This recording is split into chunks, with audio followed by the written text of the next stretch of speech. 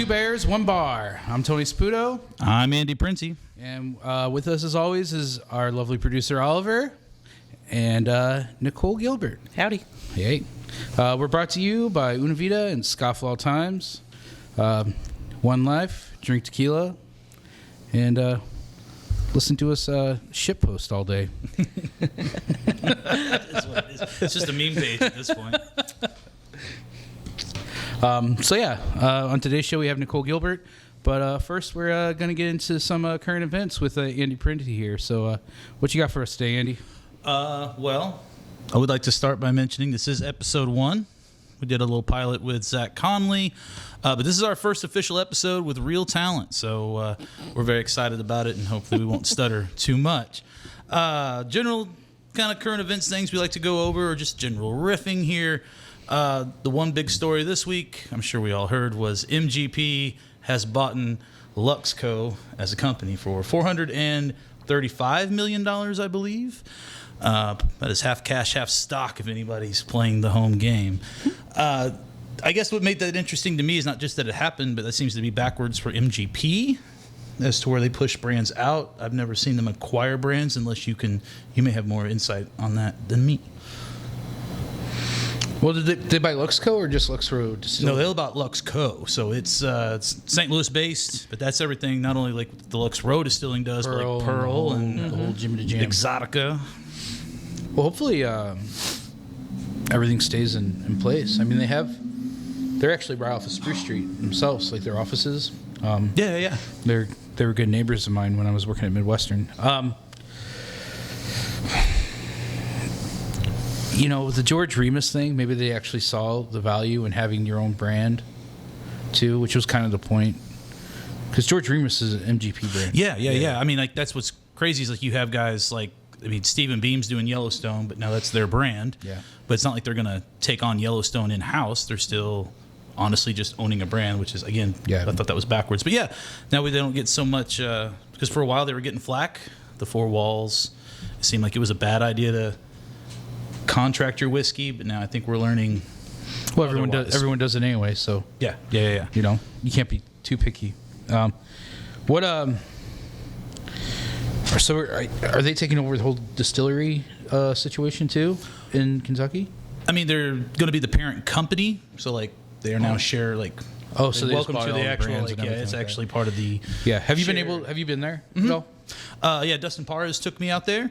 And when I talked to him about it, just out of curiosity, he said that, as far as management and the way accounts are set up, everything's the same for now. Right. And technically, the deal has not gone through, I guess. Like, it still has some barriers to get through, but no foreseeable issues. Yeah, the facility's gorgeous. Facility's awesome. So, I mean, that in itself is an investment, especially like how many rick houses look like that, have that much space, and they have that much more land that they can actually fill up. They got peacocks. That are actually fucking empty right now in Kentucky, you know what I mean? So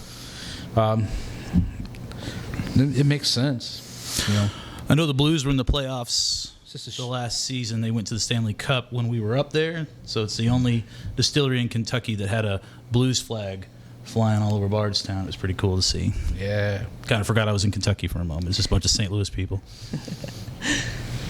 But I don't know. I mean, that's about as much as I can drag out of that story. I'll be honest with you. That might not be news at all. Yeah. Any takes, opinions, thoughts? Do you care? I mean, I know that now I have to fight Dustin because he still hasn't taken me to the facility, so that's garbage. We can set that up. I think I can call him a jackass here and to his face for not taking me. So that's. But no, I mean, I think that's smart on their part, to pick up something like that. I mean, it just reminds me of, even though MGP is nowhere near as big as Beam Suntory, but it reminds me of when Suntory acquired Beam for, 6 times the going share rate? And that was, almost a decade ago, I think. That was 11 or 12, I think. Yeah, so, that they didn't change anything about what was going on. Again, granted, both those companies are way bigger than MGP, but, buy it, don't change anything about what's already working, and everybody makes more money. So I just thought it was a cool reversal on their end to not just be producing the brands and helping people get started, but learning the value, I guess, of individual brands and acquiring them. I mean, based on my background, obviously, I have a lot of love for MGP because they supply part of our brand, with the J. Rieger company and everything. So, I mean, hey, anything to support them works for me. So I mean, while we're there, introduce us to your brand. What is your brand? My brand. So I work for the J. Rieger and Company out of Kansas City, Missouri. We are technically the second oldest distillery in name in Missouri. Oldest is actually McCormick, but we are the second oldest name. And I specify it that way because J. Rieger and Company started in 1887 by a man named Jacob Rieger, the J in J. Rieger, and he and his son Alexander Rieger built it into a mail order spirits company. And the two of them were actually absolute marketing geniuses. They were I'm sure there were other people doing this at the time, but they were one of the few out there that were coming up with marketing ideas such as, if you buy X amount of product or you buy this particular thing, then we'll send you a whiskey tasting glass, which was, a little beautiful hand-blown shot glass, or we will send you a hip flask or something like that. And so all across the country to this day, we still get phone calls, people who clean out grandma's basement after she passes away, and they find this J. Rieger and Company bottle that's been saved or something like that, and they do a little research, find us, and come back to us and say, hey, and this will be, on the East Coast or something. They're finding this stuff and sending it to us, which is really cool. So they were sending that all across the country. So Alexander and his father Jacob really worked really hard to make that a cool brand building mechanism, if you will. Marlboro Miles. Yeah. And J. Rieger canoes and sleeping bags. I mean, right. I don't see why not. Hey, why not? Exactly. Fat Tire had a bike. They did have, they did. dope. Man, I swear at every giveaway every booze related giveaway for a while, there was always a Fat Tire bike there for some reason. But yeah, we basically we like to say that the company went down for a 95-year nap with Prohibition, and then it was resurrected in roughly 2012 we kind of pinpoint that as the year that things really started on the upswing by Ryan Mabey. Which is a name familiar to, everybody here.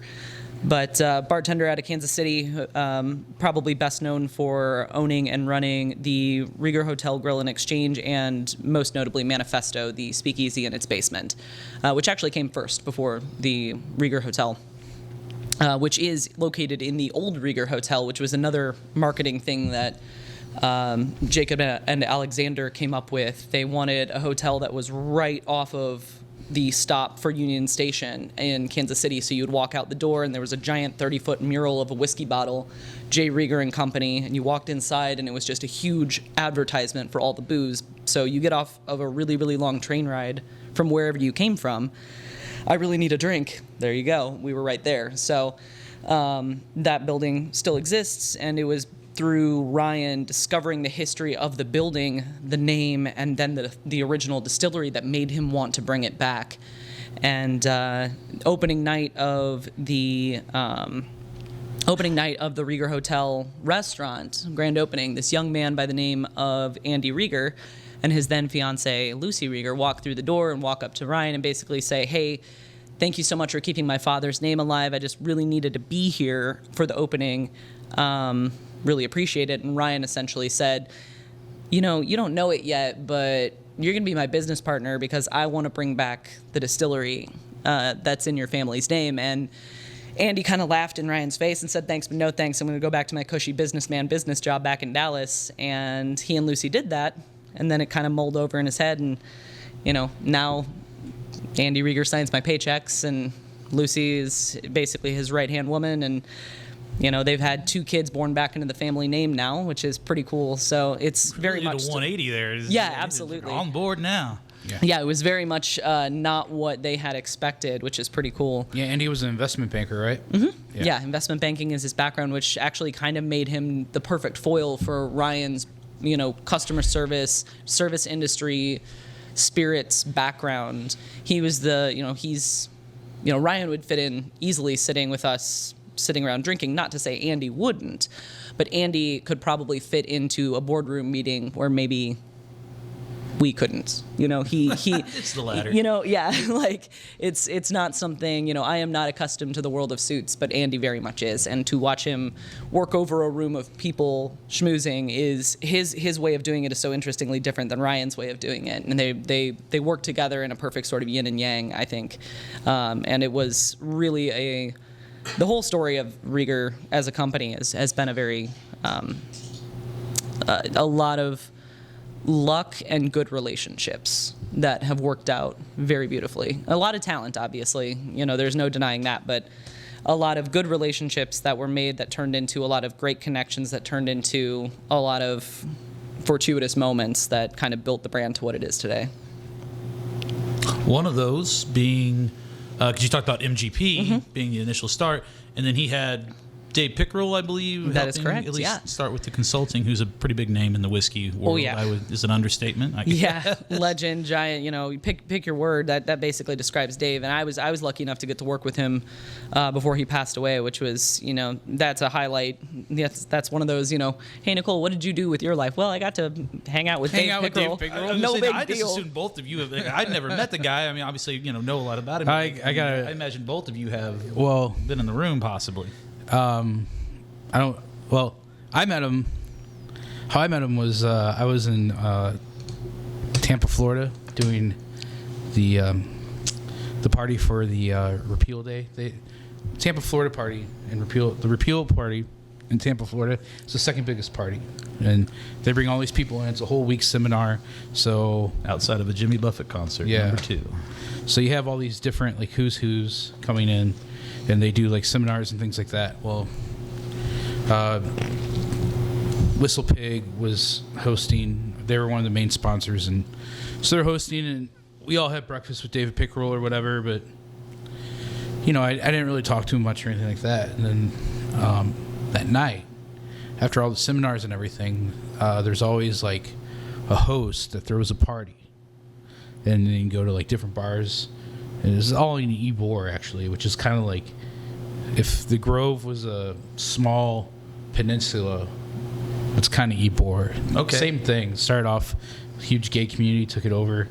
It was a blighted area. The gay community took it over. Then everyone said, well, we want to have fun too. And then they came in, and then it turned into a whole nightlife scene. But so we're at this bar. It's gone now, but it was called the Big Easy, and we're hanging out. And there's just this old, Porky Pig looking motherfucker just fucking like dancing with like the girls that are hanging out with us, which was fine, you know. I'm glad you approve. But like after a while, like they're like, okay, and then they go back to the bar, and then he comes back and like grabs him and he's like, come on, no, let's keep going. And eventually I was just like, you know, we're all drinking. Eventually I was just like, who is this guy? And I'm with the other Whistle Pig reps, and they're like, whoa. Because I start walking up to him and just being like, and I'm not mad or anything, you know, I just want to be like, do we know this guy? Like, what's going on? And Crashing the party.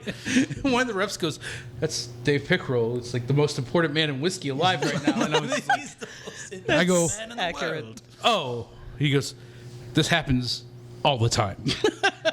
That I dude. imagined him because like you don't know the face necessarily. You may know the name or the lineage. Well, or the, the products, thing was, but- is I met him earlier that day, but I just didn't like. You're in a room with like 75 other bartenders. There's a million things going on. You don't Everybody's really pay shaking attention. hands with But everybody. then after that, like, I started talking to him, and then the rest of the week, like, he was one of my favorite people to hang out with and talk to. You know, and that was like when we opened up Midwestern. The first barrel pick we did was Whistle Pig because it was shortly after he passed, and it was kind of like at that point he was an old drinking buddy.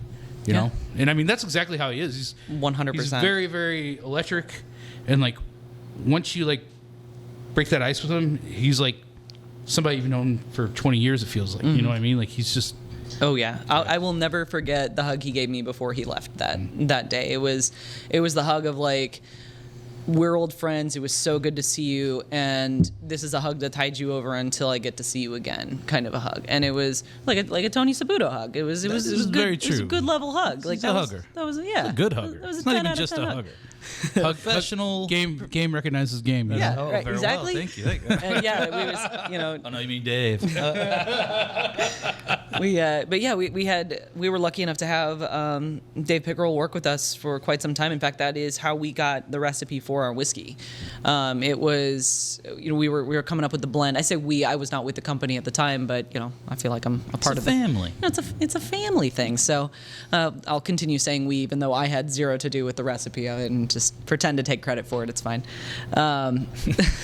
But they were trying to come up with the recipe, and they knew they wanted a sourced blend. And for the record, our blend is 6-year-old rye, 7-year-old bourbon, 10-year-old light corn whiskey, and 2% of the mixture by weight is a 15-year-old Oloroso sherry from the Williams & Humbert bodega in Spain. And the idea there was that we were trying to do a sourced blend, and there was we needed a little something extra. And it was Dave, who knows the whiskey laws back, front, left, down, upright. He knows them through and through and through. And he was the one that was like, well, I'm pretty sure we can add certain other ingredients to this, because back in the day, rectified whiskey was a thing. And rectified whiskey was basically born out of the necessity of fixing problems with you were trying to rectify issues with your whiskey, because pre-prohibition era there was not a lot of aging that went on, because we didn't have the Bottled in Bond Act, and your taxes were due the moment you distilled something. So the moment you had spirit off the still, you had a tax man say like, money please, and you didn't have the cushion of not only paying taxes on what you sold, or only paying taxes on what actually came out, got bottled, and so on and so forth. So you had this, you were paying taxes before you even had money to pay the taxes. You haven't got to sell it yet. You're already out in the deficit. Right. So it's better to get cash in hand now as to get fancy and try to age. Okay. So I gotcha. to add, and obviously, the majority of us listening to this, I would imagine, know that whiskey, when it comes off the still, brown spirits do not come off the still brown. Typically, it's not. They're clear and aged. So in order to mimic that aged look, people were adding their own colorants to their baby whiskey. So in some cases, there are records of people adding tobacco spit to the unaged spirit in order to color it brown, to make it look like why? But the spit, we couldn't just.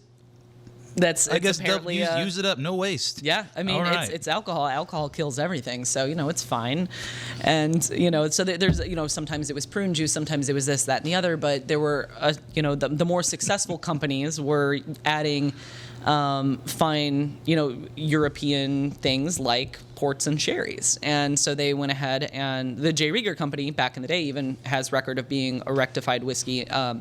In some respect, I'm pretty sure, I don't want to say that definitively, because I'm pretty sure I remember Ryan talking to me about that at one point. But regardless of that, we wanted a wink and a nod back to our pre-prohibition era roots. And it was Dave that said, well, according to the law, you can add up to X% of certain other ingredients, and those ingredients are actually listed. One of those additives can be sherry, and you can still call your product a whiskey.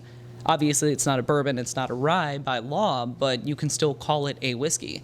And that's, that was all Dave's idea. And so when we eventually brought our recipe to the government to say this, because the government has such a hand in codifying what your spirit is and isn't, and so on and so forth, they have a lot of scrutiny on distillers, especially craft distillers, for better or for worse. We brought our recipe to them, and they said, well, you can't call this a whiskey, it has sherry in it. And Dave went, oh, but we can. And as you'll see in your very own rule book, here is the law where it says that we can do that. And they went, shoot, we didn't know that. So Dave basically schooled the government on their own laws, that's just stone cold badass right there. And then when we finally came back, we went back and forth with them for a while about what it was supposed to be and what the quantities were and everything. And then we finally said, hey, can we call this a Kansas City whiskey? And by that point, they were so exhausted of us, they basically said, fine, God, just pay your taxes. Great. Yeah, whatever. So that's how Kansas City whiskey was born, as its own style. Yeah, no, I mean, that's always been kind of the interesting thing to me about the whiskey is the road to get to Kansas City whiskey, which I think was ultimately the goal. And yeah, you only with somebody like Dave Pickerel who has that kind of influence could you. Like I had even heard rumors. Again, I can't found. I was waiting to hear your story, but that not only did he know the percentage, but he was able to convince them to adjust that percentage to where you got the profile that you got. So again, moving the earth and sea to make a Kansas City whiskey like real again, I think is. I mean, that's you don't get that kind of thing happening in our industry very often. A lot of times we just go in, play by the rules. We're not really trying to break the mold. We just want our brand to sell well. Well, you get a guy like Dave Pickerel who knows the rules so well that he knows how to play within them better than the people that are supposed to be, making the rules and upholding them. It's a guy like him does not come along very often, and I think that was where we really, really lucked out. And he.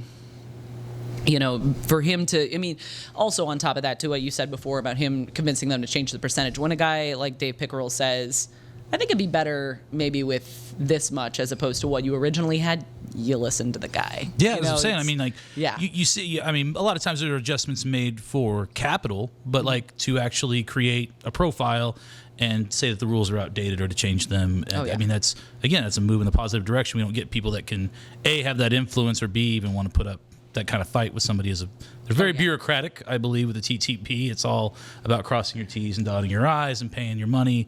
And I don't know if the interest exists outside of that. Yeah, no, it's definitely, it was a very fortuitous thing for us to be able to have somebody like him on our side to do and deal with something like that.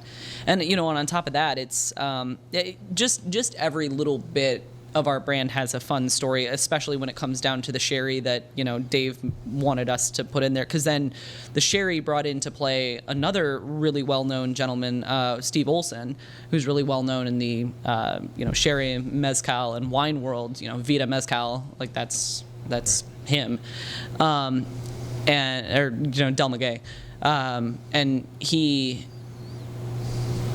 he was the one who helped us pick the sherry. And then with the sherry, because Spain has intense laws about what can or can't come out of the country, the level of sherry being a 15-year-old dry sack style Oloroso, you're not allowed to ship that level of sherry out of the country in anything except for its original packaging. So that meant when we were blending in our blending vats, blending together however many gallons of spirit, we were bringing in and blending in 2% of the mixture by weight.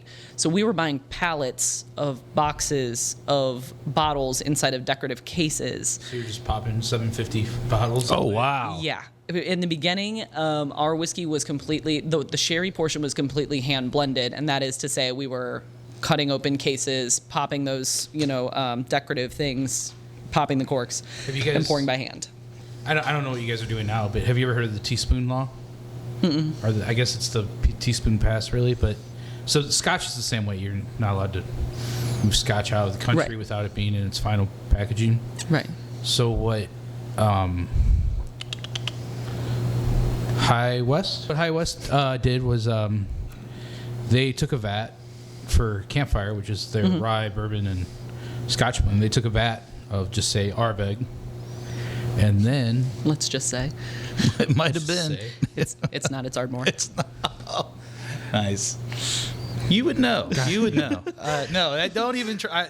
I've said it before. Like maybe the best single malt mind in town as far as working at the Arms and that experience.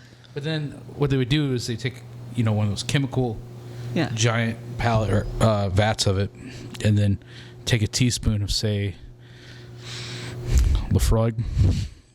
Did I fuck that up? That part I don't know, but cool.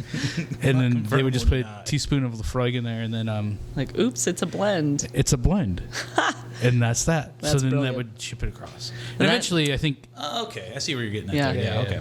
So that's clever. That's a clever way around the rules. I actually didn't know that they could do it that way. With the sherry, we had to show 5 years worth of business paperwork in order to be able to, because now we do get our sherry in totes. We had to go before the Spanish government So you and listed say as a partnership. yes, and that is correct. And Williams and Humbert Bodega was very excited to work with us because they had no Americans that were wanting, like no one had ever really done something like that before with the quality of sherry we were using. When you have sherry finished casks, it's not often that you find, like in the Scotch world, a lot of times when you have a sherry finished cask, it's not a 15-year-old Oloroso that you sip on its own that was in the cask beforehand. It's usually something that was maybe seasoned with a nice sherry. And nobody had, as far as American whiskey goes, was like blending with sherry. No one was really doing rectified whiskeys. We've seen some people come out with that since, like for example, the Basil Hayden Dark Rye, they blended port into it, which in theory is a rectified style whiskey. Moving on from the Kansas City whiskey, which is an awesome story. I guess you have several products. I guess up next, we'd like to at least talk to you about the Midwestern Dry Gin, which has its own kind of... Do you get to hang out with Tom Nichols ever? Every now and again, I've been around, like, I don't get to... When Tom comes to town, because they have to fly him in from Scotland, he doesn't get a lot of time to... Really, yeah, exactly. He doesn't get to pal around with us or anything like that, but he's like the Scottish grandpa you always wanted. I like to joke because, I guess I should talk about how he got hooked up with us, which goes back to Steve Olson. It was, we had made we'd made the whiskey and we were starting to distill our own stuff and we wanted to do a gin, and when gin was next on the agenda, that's when Steve Olson's like, "You're gonna do gin? Well, you got to do it right. Let's get Tom." And Ryan Maybe's like, Tom Nicol, who at the time was in the process of retiring from Tanqueray. And, of course, Ryan's like, yeah, okay, sure, just get Tom Nicol. Like, it was, for Steve, he does it an was... okay job. Yeah, Tom Nicol... He just got Dave Pickerel, too. Right, exactly. So, one legend to the next. Right, it's like, here we're thinking that we got, it's like, okay, how much luck can Ryan bank on, right? Like, he's lucky enough to get a hold of Dave Pickerel and have him put a hand in, in our whiskey. And like, what are the odds that we're going to get Tom Nicol to even pay attention to us? We're just some distillery out in Kansas City, Missouri, and whatever it is. That hurt me to say, Missouri. No, that's only people not from Missouri say Missouri. But anyway, I know it's wild, but basically the way it shook out is Steve was like, no, I'll introduce you. Don't worry about it. And Tom was in the process of retiring. Well, Tom worked for Tanqueray for almost 50 years. He started at 15 years old working in the stock rooms and clearing them out at 15. It's the only job he ever had, which is wild. That is, yeah. Worked his way up to master distiller and is on paper one of the best, if not the best, gin distillers in the world. He's one of the most decorated. He is consistently asked to judge some of the top tier gin competitions in the world. He is the guy. Like, he basically wrote the modern day handbook, or at least, the past, I would say confidently, at least the past 30 years of London dry style. He's a legend. And he says fuck more than me and my grandmother combined. 100% true. He is so Scottish. It's wild. Well, and it's, awesome. He's it's incredible. One thing to have a great Talking to him is product. one of the best things ever. Oh, absolutely. And then they also have a great marketing. That's all I was going to say. Is like it's one of the few things that I've seen like they kind of actually both work. Like, you get a lot of great marketed products and they're garbage, and then you have good products that never get to see the light of the day. Anyway, sorry, I didn't mean to interrupt. No, you're absolutely right. No, I would like to hear more about him saying fuck a lot. Yeah, actually. Tom's language makes me feel right at home because he is just, he's, probably a foot shorter than me. He's not quite that short. No, he's probably at least 6 inches shorter than me. I'm 5'8". He's not that tall. Yeah. He's Scottish. God, I hope he never hears this and gets mad at me for misjudging his height. I'm terrified of him. We won't tell him you called him a leprechaun. Well, the funny thing is, that's a death sentence right there. The man is Scottish, not Irish. He did a meet and greet at Scottish Arms, and he did a whole presentation, and I think it took me 6 minutes to be like, I think this guy said fuck 30 times. Yes. Because it's covered with the whole Scottish accent, but even then he's like, it's 4 ingredients, juniper, fucking licorice. Oh yeah, he's so. Yeah, you guys straightforward. each have an impression. If you're down to do it, I'd like to hear it. Oh no, God! See, that's one. That's one. You don't have It's to. it's like having a fucking fist in your mouth and just Just chewing on it. yeah. Tom's I can't- hilarious. I can't do that. The brilliant thing about us getting Tom was Tanqueray never made him sign a non-compete clause. So when we picked him up, like he had this recipe in his head that he had wanted to make with Tanqueray forever, and he kept saying like, hey, I've got this, and Tanqueray kept saying like, no, we've got too many products. And when we say too many products, when they would make Tanqueray Rangpur, he hated that product so much. Tanqueray strong-armed him into making it. He would literally give his other distillers his schedule of when he was going to be out of town. And those were the days they were allowed to distill Rangpur. Rangpur was the lime one? It was like kaffir lime and lemongrass, or maybe I'm thinking of the Bombay East. It has some. Yeah. It was Tanqueray Rangpur was the foil. It was the answer to Bombay East. That was their like. I'm not sure who came out with which first, but one was supposed to be the competitive product to the other, and it was it's fine, but it was not. Tom's style is very London dry traditional classic, and I mean he's the guy that invented Tanqueray 10. Tanqueray 10 is meant to be the perfect gin for whatever you're trying to make. It's supposed to be your perfect martini gin, your perfect Vesper gin, your perfect etc. And it's my favorite commercial gin from the big all the big boys.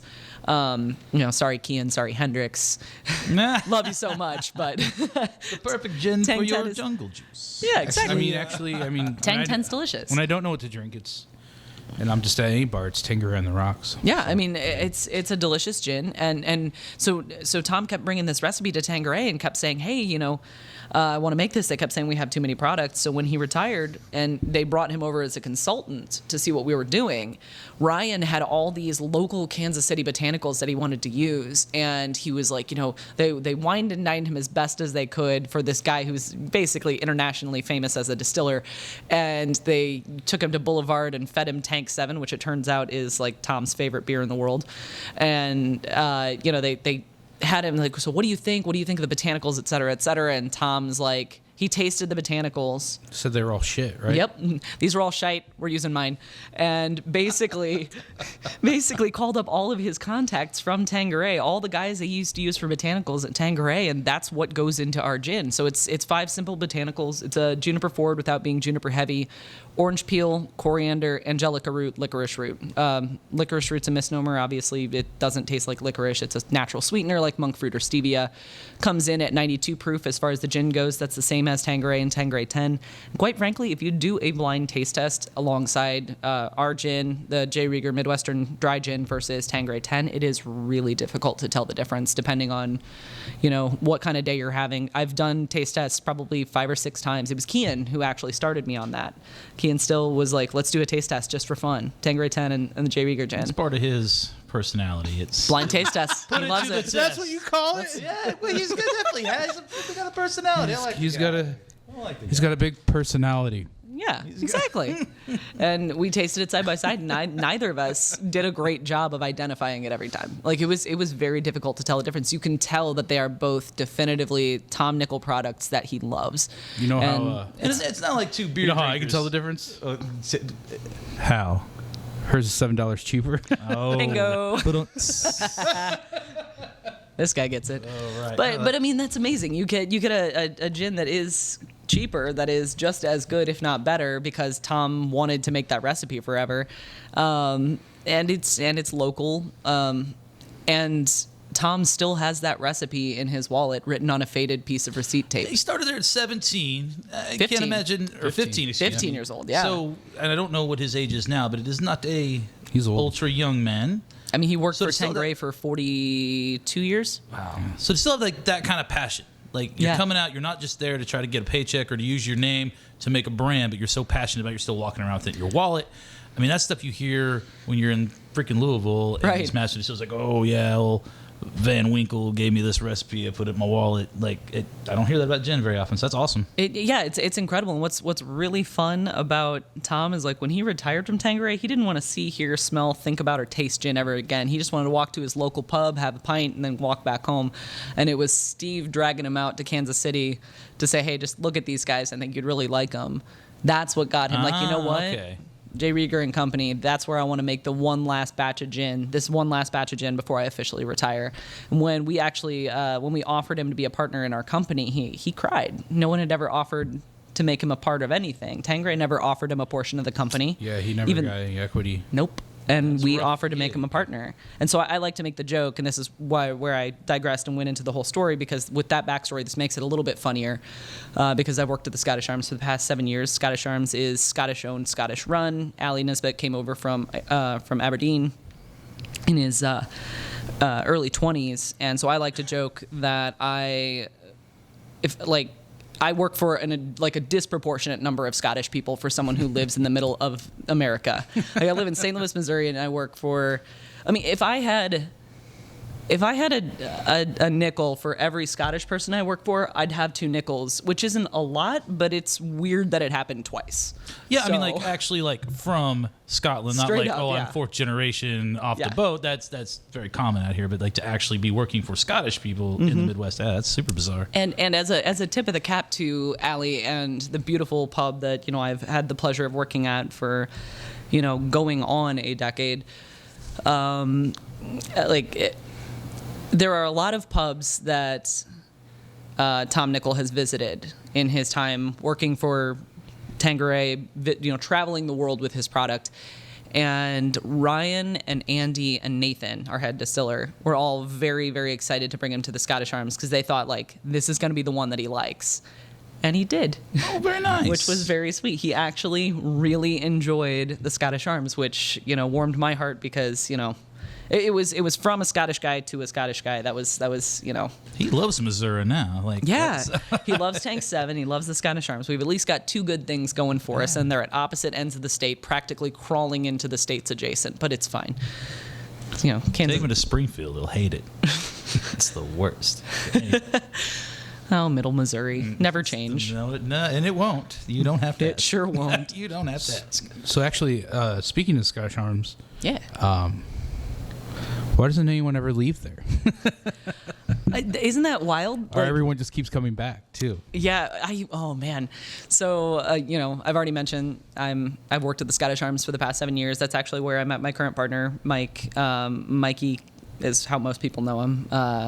Mikey Klein has worked at the Scottish Arms since day one. Started as a bar back and a busser and worked his way up to general manager, and has been general manager for I think 10 years. So he's been there for 16 years now. I feel like it'll be 16 years in March or May. I feel like it might be longer than that because I mean, the Arms has been around it will be 16 years this spring, and Mike's been there since the first day. I was drinking there 15 years ago with Corey. Yeah, Mike was a bar back then, or a busser, or a shift. They If might he have had was him a as a busser, shift he manager. was the busser that was in charge of everything. Well, he does tell stories about But he's that, also he was just the most vibrant person in the room. That's which he his still is very much personality. like that. Yeah. But, I mean, there's a reason why all the bartenders over at Rehab across the street love us, because we would come in on Monday nights and they were just always excited to see the Scottish Arms crew, because it was Mike and me, and we'd bring little baby Devin along, and they just. Well, it's the same thing for when I was working at Atomic or anywhere around here. It's like, oh, thank God it's people we like and know. Exactly. Yeah, good crew means good Yeah, time, but you're good also industry making friends. money. Yeah, that's it's Yeah, hand it in means you're hand. getting tipped and you can bitch, and they're going to listen and understand, and you're helping them out by feeding them alcohol after their shift. And it's just a good symbiotic, self-destructive relationship. It's great, Yeah. Booze, what are you going to do? But no one ever leaves the Arms, because it's, for all its faults, and every restaurant has them. And, it doesn't matter how perfect a place is to work. There's always going to be something that drives you crazy about it. And, there are plenty of things that have driven me crazy about the Scottish Arms over the years. But ultimately, it is one of the best places I've ever worked. Yeah, well, from the outside looking in, it is a place that, I that was one of the places I kind of learned how to drink at, Yeah. And that and Creepy Crawl, so it's That's a name I haven't heard in a long time. so it's a real wide span, But I don't even think I even ate there until I was almost 30. And our food, the thing is, Food's again, great. about Food's Ali incredible. being from Scotland, he has very specific standards about what the classic, Scottish pub food is supposed to taste like. And he is very, very particular and makes sure that it comes out that way. So we have people who are, we're right next to the Cortex buildings. We're right next to all the startups, CIC and everything. We do get a lot of people who are from Europe that come in and they find us. And a lot of them walk in with low expectations, and they come out and they're like, that was great. That pasty was fantastic. That fish and chips was exactly what I was expecting, or was more than what I was expecting. You know, the Scotch egg is great, and they love it because it's a 100-plus-year-old building that has beautiful, you know, woodwork that looks like a proper English pub, and they feel at home. And it is that place saved me from myself. You know, it was one of those places that I came to at exactly the right time. I had my first and last date with everybody. I feel like most people have the ex, like the big bad. You're not wrong. Yeah.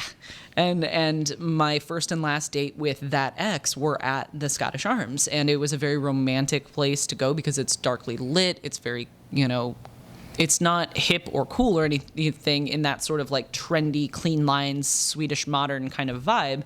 But it's got this very classic feel to it that's very, very cool. And then I started working there, and my ex and I broke up, and it was a really bad breakup. And everybody at the Scottish Arms was so good to me and treated me like family, and Allie was so kind about, you know, take all the time you need. The people that I worked with were like, no, you need to see your own, like, we're going to help show you your worth. Everybody there really cared a lot more than previous places I'd worked, where people were just there either to make as much money as they could and then bitch about it if they didn't make enough tips that night, or they were there for a good time, not a long time. They were just there to party and, you know, work a lifestyle that let them like get enough tip money to do a bunch of coke to blow it all that night. I'm sitting right here. Are we all feeling called out yet? But you know, that was something I touching on too. Is like it always seemed like there was a certain amount of family there. You know, me being so close to Corey, and knowing Jeff and Naomi and Phoebe and Nancy, even like, you know, I mean, like Nancy. These are all people who were always like, they were literally involved with each other's lives, and there was none of that like typical industry bickering or like, why is she bartending tonight? I wanted to bartend tonight, and this or that. And I'm sure some stuff happened between the lines, but I mean, like in general, everyone was a real big team player. You know, I mean, Corey for me was like, you know, I mean, I think Corey was there for 10 years, maybe. Yeah, a long time. If not longer. I mean, we were Corey kids. Corey left about, I would say 4 years ago. Yeah. So, like, I mean, and she was incredible. She was absolutely integral in helping me grow up as a person. I think she literally knew that restaurant inside and out, backwards and forwards. I mean, she was back of house and front of house, which is, man, if you can be a switch hitter like that, you are invaluable in the restaurant industry. Never a complaint, like never, like I never heard her like on a personal level, like our personal conversations. I mean, aside from like the normal decompressing at the end of a day, she was always there to, like, she's always in it to win. I mean, we've still got Alyssa. Alyssa is absolutely incredible. She's basically Mike's right-hand person now. You know, everybody that works there. And, you know, I don't pull shifts right now, but I could easily step back in and step back behind the bar. You know, COVID made things weird for everybody's shifts, and it was not right for me to have two jobs and pull bartending shifts and also, you know, have a salary. So, you know, I try to help out in other ways by doing the menu and stuff like that. You know, like, yay, graphic design degree I don't get to use. I went to school for an art degrry. But, you know, even he's an astrophysicist. But I could have had a job. I just thought it was fucking boring doing data entry on fucking rocks. That's actually exactly what happened to Mike. Mike was going for astronomy, some form of astronomy, and he basically figured out that his job would require him moving to some remote location at an observatory and have to get grants to, you know, put in, you know, report data. Yeah. He's like, that is so fucking boring. My whole work study was just being like, look, I have to study these rocks. Just give me money, and then just database. And he just wasn't down with that. I wasn't even like in charge of asking for anything, so I didn't even have even that. I just did this. Yeah. Like clocked numbers, and then someone else even got to do anything that required a little bit of passion. So I mean, it was just insanely boring, you know? Yeah. I mean, you guys clearly have a very long history. You guys were there at the beginning of a lot of this stuff, and I think that's kind of something I was talking to Tony about earlier, was very different approaches to where Tony has seen talents like you come up in real time versus I showed up St. Louis 3-4 years ago, and you were already at your status. Well, actually, so I was just curious about how it got started, or I mean, even like I know you guys have roots back to the beginning days, so like if you even want to go even further back. Well, so like way back when somebody called me one time and was like, "I want to write about whiskey." Yeah, that did happen. Yeah, no, I'm scared that people won't care what I think. Yeah, that's true. How wrong they were. I didn't even remember that till you just Really? now said it. I forgot. hang on to it. That makes me feel good. So like, but like, and I think I told you were crazy, and everyone wants to Yeah. listen to you all the time, and like You did. But like, you were super instrumental in helping me, a lot, and like. By the way, people are asking me to do the drink exchange again. Oh, really? Aw. That was a fun event. That event kicked ass. That shit ruined my life for 3 months, but yeah. It was It was The a day kick-ass of was event, awesome. though. That was a great event in the moment. And I walked home with like 3 bottles of whiskey that someone just handed me, and I was like, okay, Yeah. Lafroig PX cask that you can't get, it's only duty free. I'll take it. Yeah, once we get through this, I'd be in. the Roaring 20s, man. But anyway, yeah, it was awesome to think of you back then. And I mean, that was like, I used to see you every other day. Yeah. It used to be definitely more like, just everything was a lot more connected back then. But, to see you grow and succeed and do everything like that, I mean, in a selfish way, I guess, but it's how I get to see myself succeed in people like you and Charlie Martin and even Seth in some ways, so. I mean, that means a lot to hear you say that. To hear, it's. I've heard a similar thing from Dustin, because Dustin Paris knew me. Fuck that guy. No. Right though, fucking guy. I mean, but Dustin knew me back when I worked at Sub-Zero. I did not say fuck you, Dustin. I fucking love you. I did. Want those I blues said tickets, it. baby? What's up? I said it. You can come fight me next time you come hang We're out. hosting it still on Dustin- Celebrity Death Dustin's Match. a wonderful Dustin's human the being. biggest sweetheart ever. I love Dustin with all my heart. No, he's every now and again when he's doing account calls, he'll call me up and be like, Did he "Hey, deliver home?" you? Did he deliver you food? Yes, he did. Yes, he did. Yeah. Bread, homemade bread. Homemade Fucking bread, bread. the cornbread was chili, shit, that and the chili cornbread was so awesome. fire. Yeah, shout out He to also was Dustin not for going to that. make face-to-face contact with you during that time either. He made That sure is he was true. gone for 10 minutes before you. That is allowed true. you to come down to your porch and pick up the homemade bread. But now he like, if he's like running errands and stuff, he'll stop by my house and just like, you got a beer? Come bring a beer down. And then he'll like give me a bunch of sample bottles of whatever, like little tasters, or he'll give me one time he needed to borrow something he just needed to borrow like a creme brulee torch for one of his things he was doing. And Did you see his YouTube video, by the way? I have to just say that out. His wrestling one. Yes. Okay, he does a stop motion wrestling that's about 2 minutes long. He It told was me so it was good. somewhere in the 60-hour range of stop motion. I'm not Like, did surprised. that is, I mean, How during recent is this? 3-4 months ago. Yeah, months. something Oh, like people that. what's up? I'm just kidding. I'll show it. So much. Freaking hilarious. Show it on the Rieger bottle. Yeah. No, he actually asked me if I had any wrestling figurines, and I couldn't find any for him, and my mom wouldn't let me borrow hers because my mom's are from like the 60s or like no, the 70s. My mom's got a couple, like she's got a 70s. She's got a Brutus the Barber Beefcake and a Greg the Hammer Valentine. Late 70s, yeah. Yeah, it would be 70s, and like she's got the. And I wasn't. Because that's I wasn't back when it was gonna on try and- Saturday morning. I get up. I mean, I was born in 82. I'm born in the 70s. But like in 84, 85, I still remember Andre the Giant being on Saturday Hell morning. yeah. Big Boss Man. I remember those guys. Those were cool guys. Those The were real cool tugboat, guys. Yeah, that was Hulkamania, Ultimate Warrior. Oh man, That's not good even. stuff, too. I actually, can anybody here remember who beat the Ultimate Warrior for the first time? I'll never forget because I watched it pay-per-view. My pops was super into it, and he was undefeated, kind of like a Goldberg type thing. If it's a little newer, I'm sure there's a newer version of that, Roman Reigns or something. But yeah, he was like super undefeated, and like you couldn't guess? from parts unknown. Yeah, go ahead, guess. Macho Man? In a way, close, but no. The man who beat him is a macho man, but did not go by that moniker. There is a tribute wrestler right now that wrestles in his name, but it is not of relation, because I had to ask Mr. Why Joe is my- Conroy Ric about Flair. that. No. Why is my brain freezing I was like hoping on this? that was This it. is 'cause embarrassing for my me. cousin's actually the other. Was that Wonder Boy? Woo! Oh, Nature he's Boy. the Nature Boy. Yeah. Yeah, the Nature That's Boy. Ric Flair, yeah. Ric Flair. and So his Ric dog. Flair isn't my cousin, but he manages my cousin, who's also the Nature Boy. Oh, he goes by the Nature Boy. Yeah, Okay, yeah. all right. And he actually opens up wrestling bars. That's incredible, and I mean, love St. Louis that. has incredible wrestling history. Hell yeah, it does. What's yeah, your name? no, my brain. Hailing from Michigan, one Mr. The Ravishing Rick Rude. Was Rick? Oh, Which burned me so bad makes as an me 8-year-old mad. child.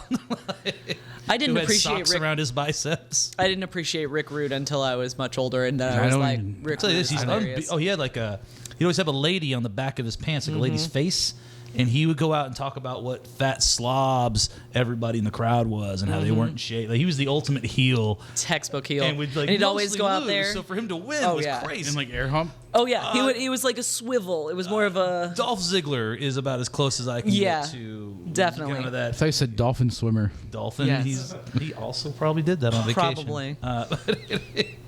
But yeah, no, so late 70s he did, or I guess early 80s for that one. Yeah, continuing on with, we were talking about wrestling. we were talking about wrestling. And so Wrestling. something incredible kind of happened this past weekend with the up and rising star Bianca Belair. Hell yeah, my girl. She did the Royal Rumble, and she is, I think after we discussed it, she is technically the first African American to make it to the title match at WrestleMania. I believe they are counting The Rock. We're debating, 'cause without doing our Google research, as to whether The Rock is pure Samoan. Not that it matters. Well, but he's both, but they only ever lean on the Samoan thing. She's not. I don't think so. Blah, 3, 2, 1. There we go. Royal Rumble. I got there eventually. The Royal Rumble only guarantees you. For the men's match, guarantees you to headline. For the women's match, and the women's Rumble is new. For the women's match, that guarantees you a shot at the women's title. So I believe that means it's Sasha Banks v. Bianca Belair, which is See, now I guess I lost track. I thought for some reason that Bayley was still champ, but I clearly lost something in I'm pretty in sure it's translation because Sasha I know right she's now. the one putting her through the ropes right now. They did the obstacle course with Otis and Yes, which is super because she has like a CrossFit background and like Yes. that's kind of why they were I think leaning into and it. Otis Dozovich, by the way, is 10 out of 10. Very good character. Love Otis He's Dozovich. amazing. Him and the Outstanding. Dolph Ziggler because he was in love with Mandy Rose. That had to be one of the best storylines. It was very, very good. But yeah, Bianca Belair, I watched her coming up through NXT, and man, I go back and forth. It's a love-hate relationship for me with the WWE sometimes because it is like I've been a fan since I was a kid, and I fall in and out of it over and over. And right now, I've been a little more invested in AEW, which is basically a breakaway from the WWE. It's the younger son of Dusty Rhodes, Cody Rhodes. Cody Rhodes, yeah. And several of his friends from around the world, including one of the greatest wrestlers in the world, in my opinion, Kenny Omega, who's basically just a video game character turned wrestler. He's just amazing. One of the best tag teams in the world, Nick and Matt Jackson, the Young Bucks. Those four decided they were like, you know what, we love wrestling, we want to make a wrestling promotion by wrestlers, for the people, and they made AEW, All Elite Wrestling. And so I've been kind of more absorbed into that and NXT because, in my opinion, NXT is the more interesting WWE product. It's the up-and-coming younger stars who are hungry and fun, and they're still figuring out their characters, but they're very, very good.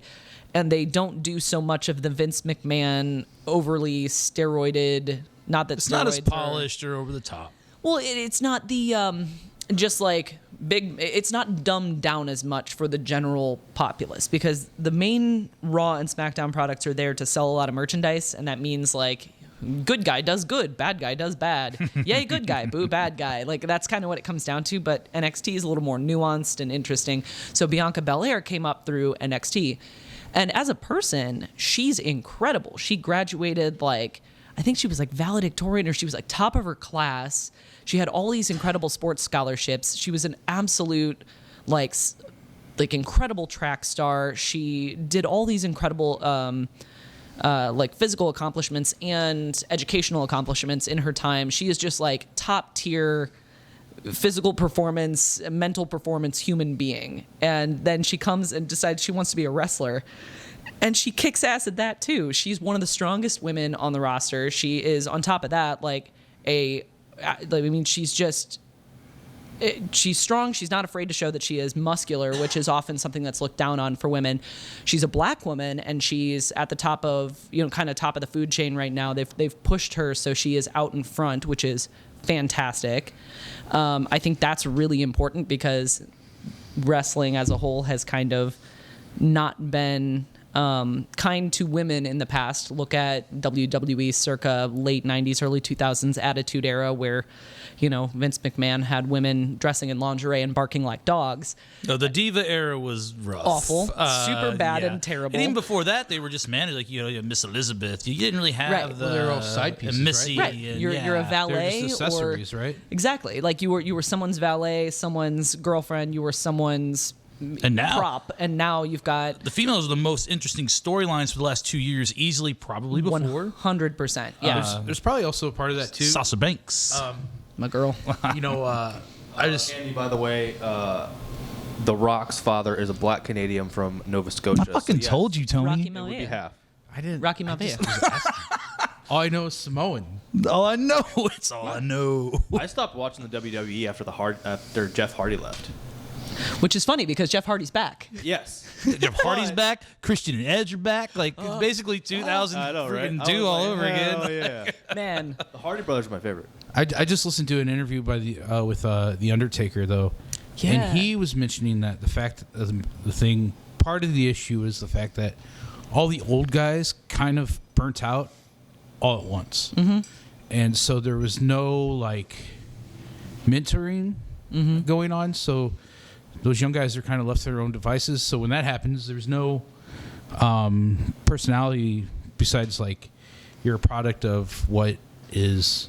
And it Pretty much a wasn't. bunch of suits, Yeah. I don't think. So- I mean, obviously burned out and all at the same time, but that makes sense because that's about the same time that.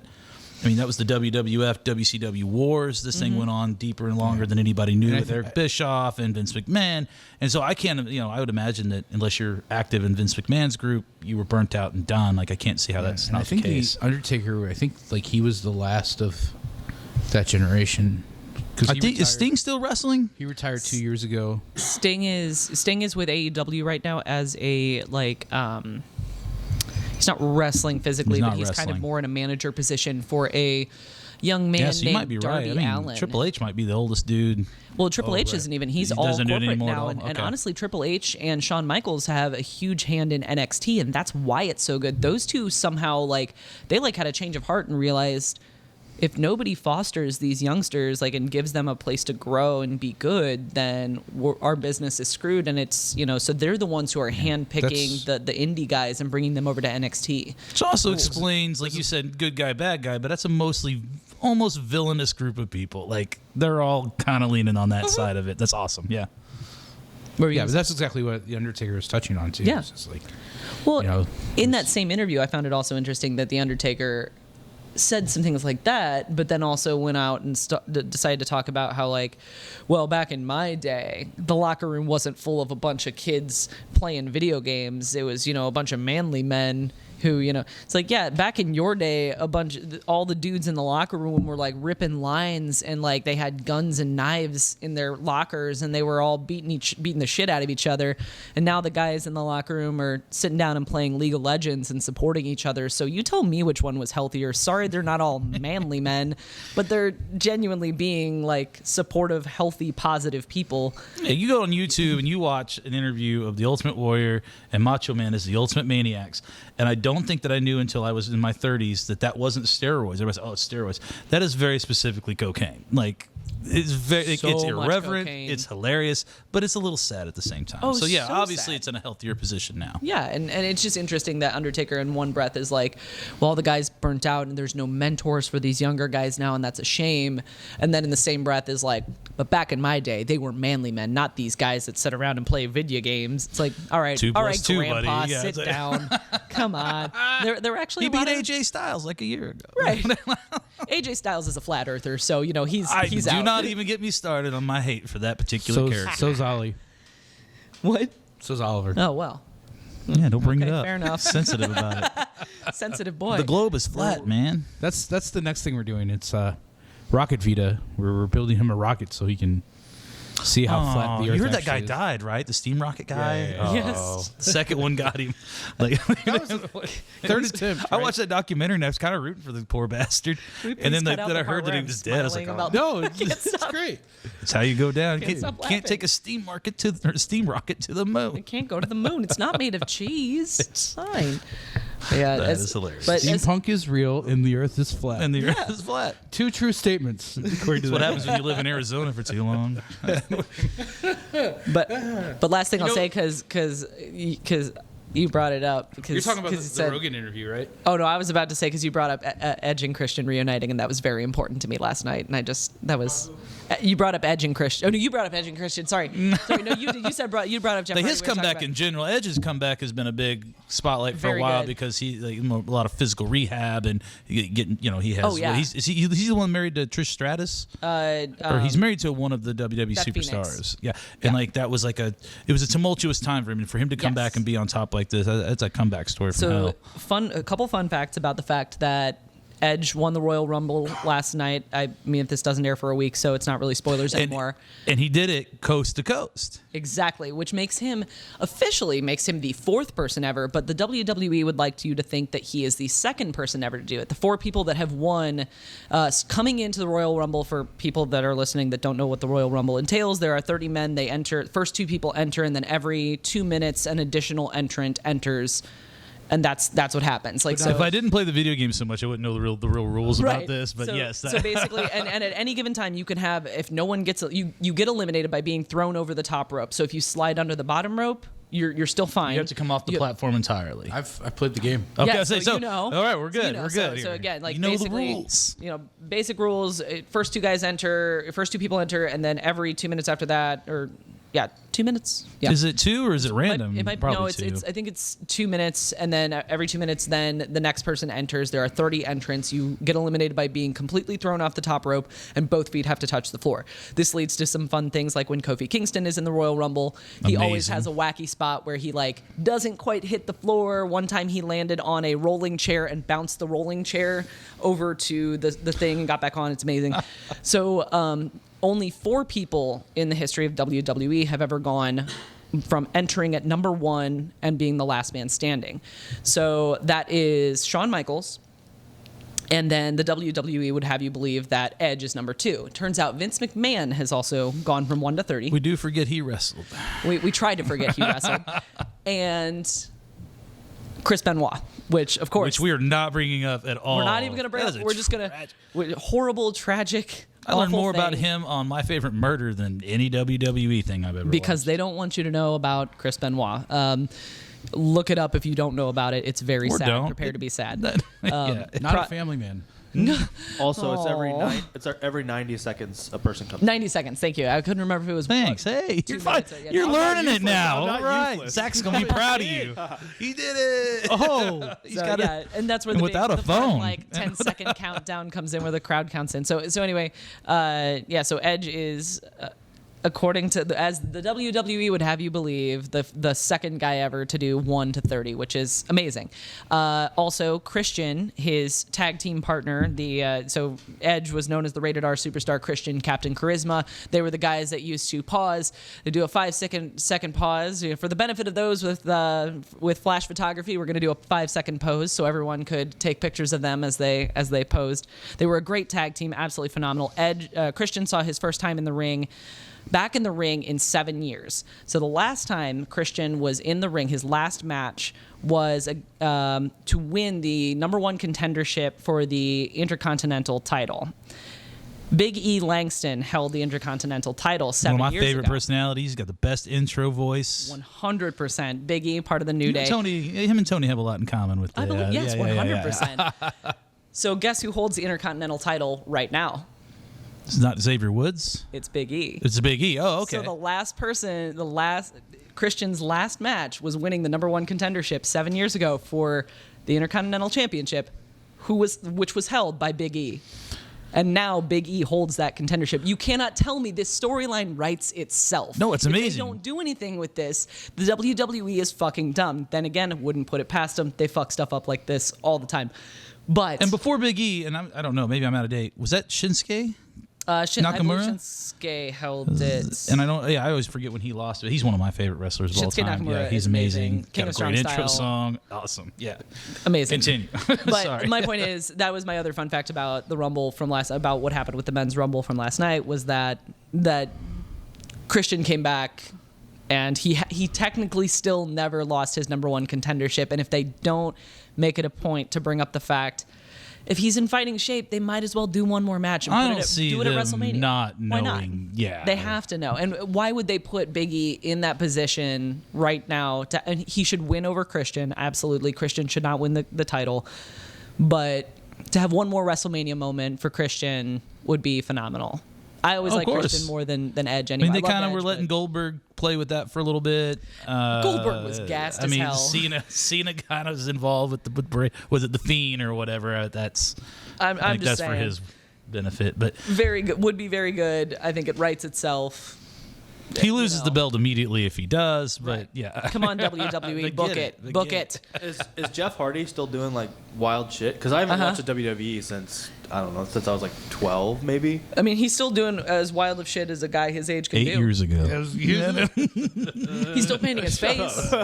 What's funny is his brother, like Matt, is actually in AEW right now. Oh, really? So they're in two opposing promotions, which is wild. But yeah, Jeff's still doing. It was Jeff Hardy, Rey Mysterio, and CM Punk were my favorite ones. Oh, CM Punk. Who was my Loki? dude. One of the Hardys was Loki. CM Punk actually fights though too, right? He does MMA. He had 2 MMA fights, and I think I he don't know. lost both badly, quickly. Oh, really? He just wanted to try it. He wanted to see if he could do Oh, it, and he I got couldn't. you. Well, Ken Shamrock, he was the first one I remember from MMA coming in and going wrestling. Yeah, Shamrock had. I'm sure he wasn't, CM but that's Punk the first is one I like just remember. as good as Nate Robinson, basically.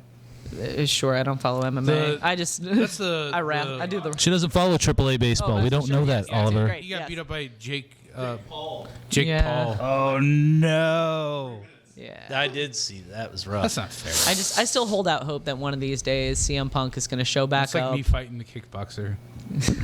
CM Punk was one of my favorite wrestlers too. That dude fucking ruled. It's the reason why I turned Cult of Personality He into had one the of best my intro song. Oh yeah, Cult of Personality. I turned it into one of my. I specifically learned that song so I could do it karaoke. So Well, yeah, he give us he had a who Kill is Switch that? Engage song And too. Kill Isn't it Switch Cult of Engage. Yeah, you're right. Personality You're was? Living right. Color. Okay, gotcha. Yeah, Living Color. And Living Color. Because by it the always way- sounds like Lenny Kravitz to me, but I know that's incorrect. Yeah, Living Color is the most underrated Oh. band from that era as well. Absolutely. Those guitar parts are insanely fucking hard. That is a kick-ass song. That song rules. No, that whole band. That band incredible. rules. Again, and I can't help but think, especially for the era and the type of music and the way people want to put certain types of people into a box. Like, you have a black band that just like kicked so much ass, and then people were like, "But you're not doing the music I expected you to do." And it's like, well, so what?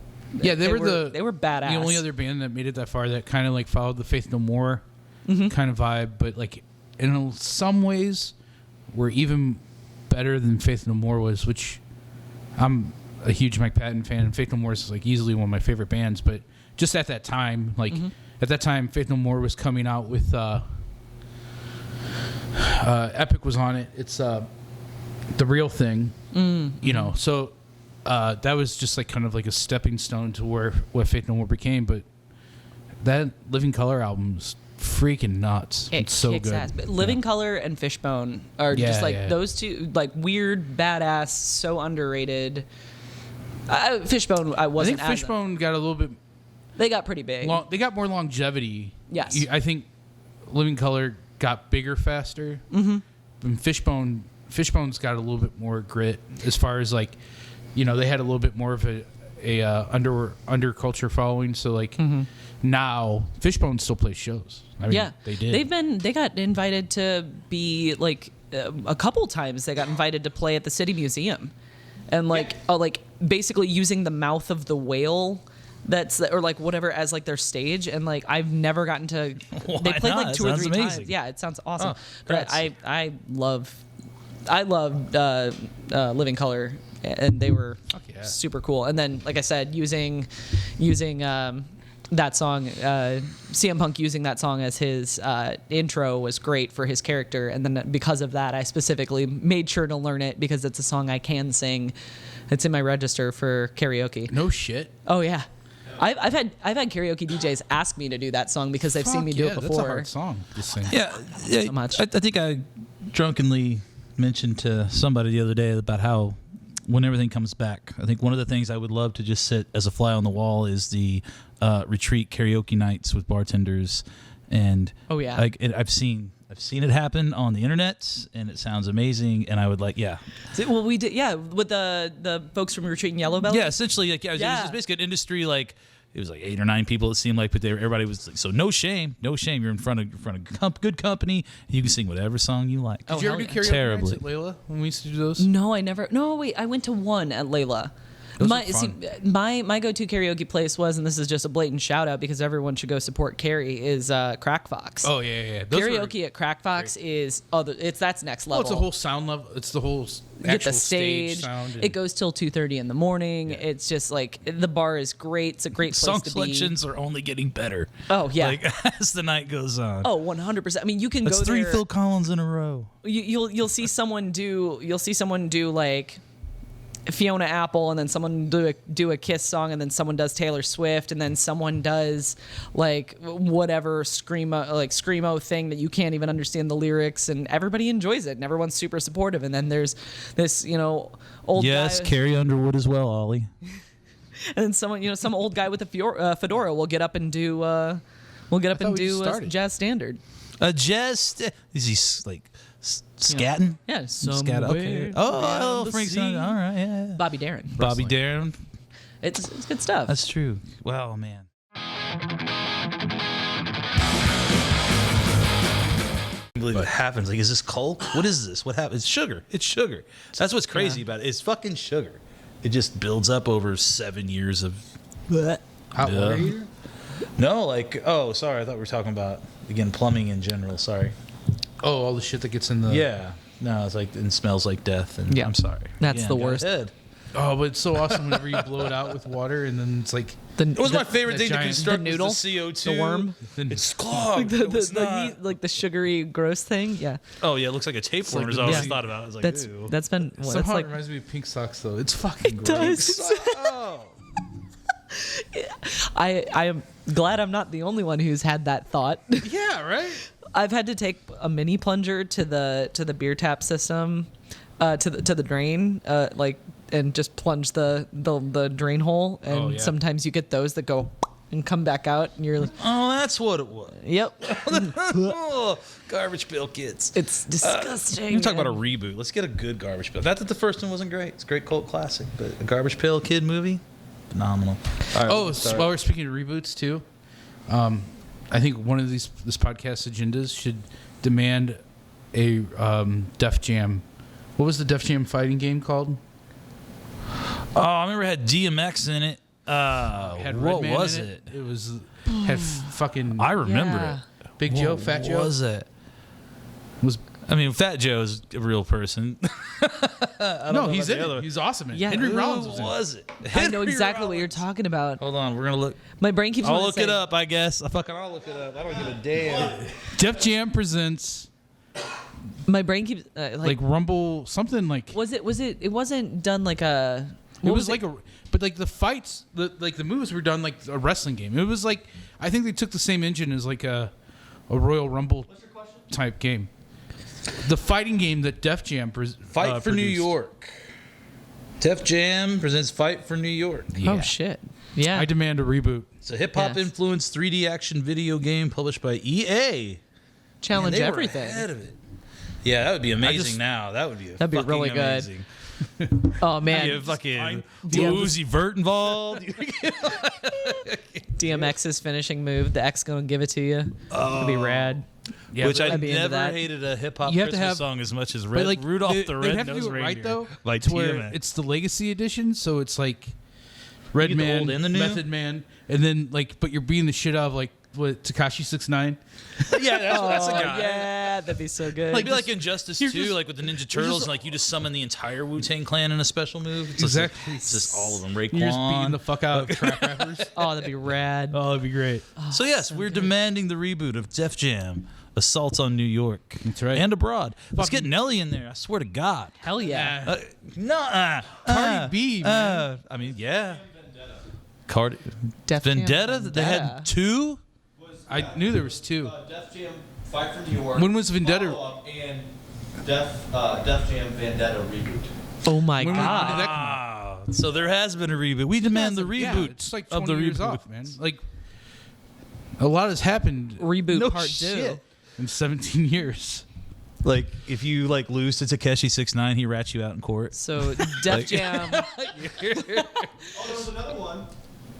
What? Def Jam Icon, which came out in 2007. We're just not So now we need Def Jam Shockingly hip reboot to Redux. the Redux. Yeah. Looks like there's 2 or Look, if they can remaster Final Fantasy 72, then they can give us Death Jam. Whatever. Death Jam 2021. The vid. If you had to pick a fighter, who is it going to be? On Ice. Kevin Hart. He just so is it just black people? No, Kevin Hart hangs out in that. Is he a circle. rapper? I guess he's part No, of he's not a rapper, Def but he Jam hangs was out with comedy those guys. too. That's all I'm Ooh, saying. you should include Def Jam comedy. Kevin Hart would be like Sinbad a comes character. in. No, not Sinbad. He'd be amazing. he'd be like an add-on character that you have to buy. It's DLC. Okay. Hear me out. Donald Glover is a playable character, and so is also Childish Gambino. They're both They're both playable dressed characters. as Spider-Man. They're both And dressed they're as both Spider-Man. Miles Morales. Yes, they're both. You know he's actually That makes Prowler. sense. His character when he was in Spider-Man: Homecoming, or excuse me, was it Yeah, but it he- was the first one with Michael Keaton.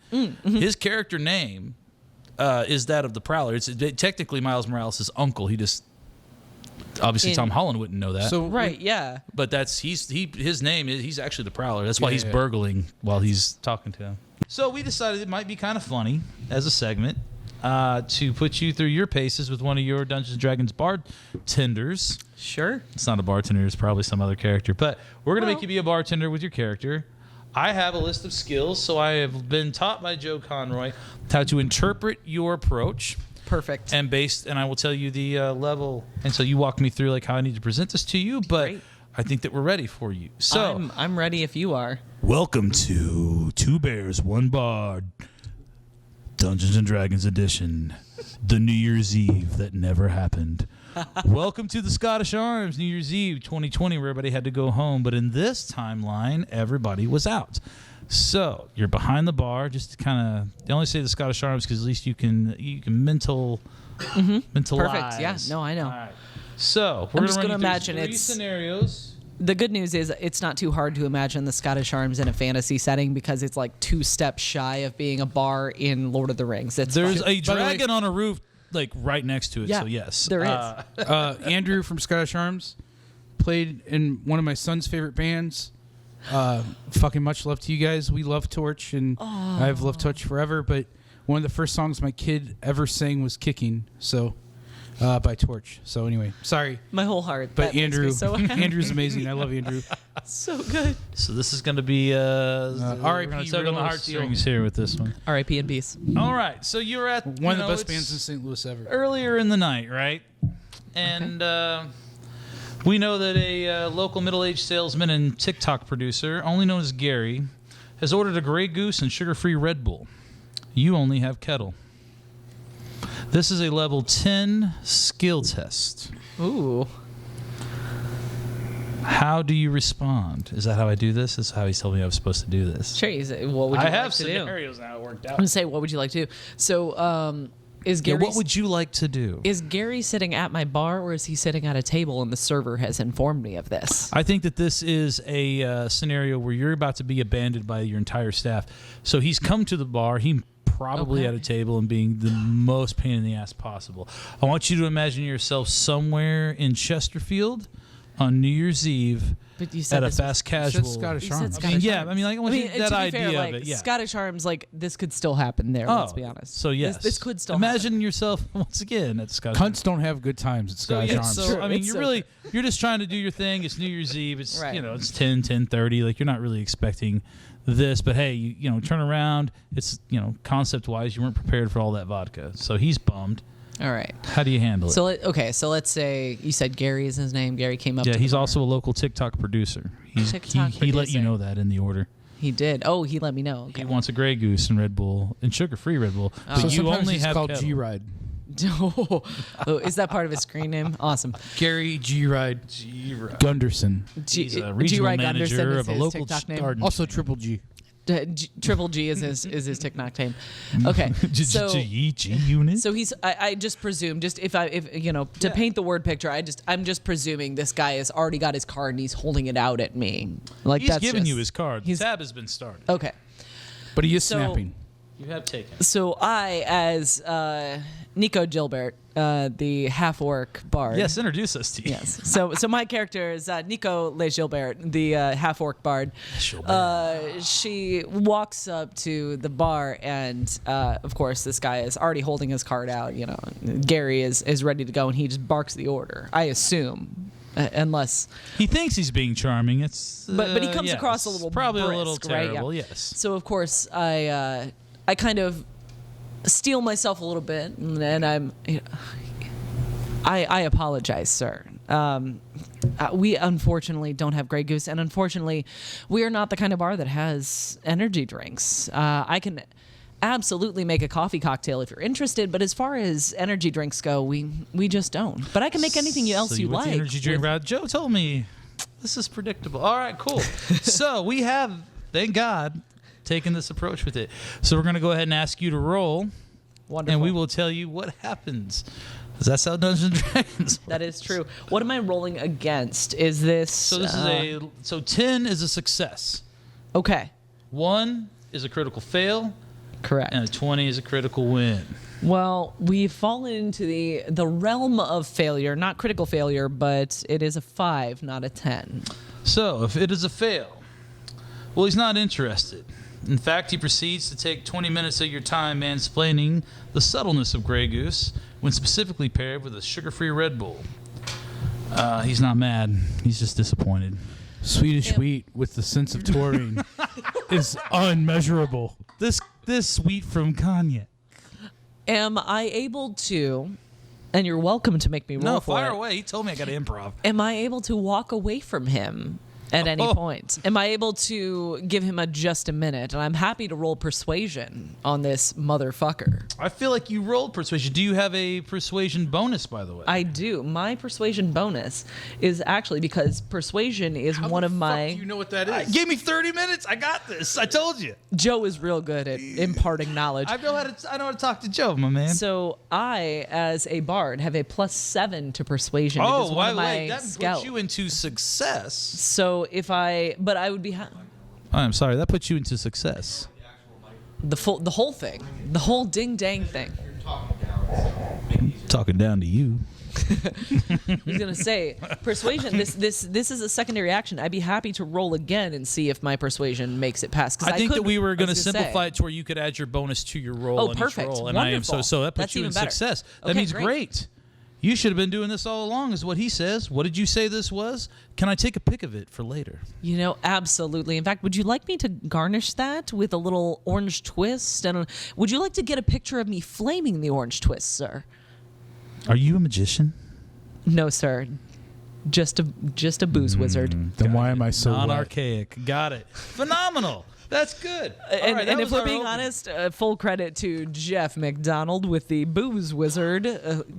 Well, yeah, I mean, The the, booze flaming wizard. orange peel Jeff is, McDonald also is one of the best speakers behind a fucking bar I've ever experienced. Jeff McDonald. Ted Kilgore is 17 who years got of me pouring on the drinks. flaming orange Jeff peel. McDonald also got drunk once and bought himself a bunch of business cards that were titled Booze Wizard. I've seen that. That's Wait a awesome. minute. Is this the guy from Major Brands?